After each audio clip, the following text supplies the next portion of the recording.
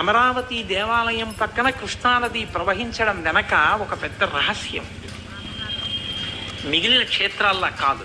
ఎందుచేతనంటే పూర్వం తారకాసురుడనేటటువంటి రాక్షసుడు మెడలో శివలింగాన్ని ధరించి తిరుగుతూ సమస్త లోకాలు భీతిల్లేటట్టుగా చేస్తే ఆయన్ని చంపడం కోసం పరమశివుని యొక్క కుమారుడైనటువంటి సుబ్రహ్మణ్యుడు సర్వసైన్యాధిపత్యం వహించి తన యొక్క ఆయుధంతో మొట్టమొదట తారకాసురుని మెడలో ఉండేటటువంటి శివలింగాన్ని భేదించాడు.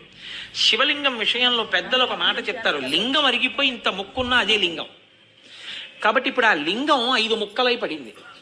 5 ముక్కలు ఎక్కడ పడ్డాయో అక్కడ 5 ఆరామములు వచ్చాయి. అవే సామర్లకోటలో భీమారామము, ఆ తర్వాత తూర్పుగోదావరి జిల్లాలోదే దక్షారామము, పశ్చిమ గోదావరి జిల్లాలో క్షీరారామము, ఆ తర్వాత అక్కడే ఉన్నటువంటిది ఆ గునుపూడి భీమవరంలో ఉన్నటువంటి ఒక ఆరామము, ఆ తర్వాత పాలకొల్లులో ఉన్నటువంటిది, గునుపూడి భీమవరంలో ఉన్నటువంటిది, అమరావతిలో ఉన్నటువంటి అమరారామము గుంటూరు జిల్లా. ఈ 5 లింగముల యొక్క ముక్కలు పడిన చోట 5 ఆరామములు వెలిశాయి.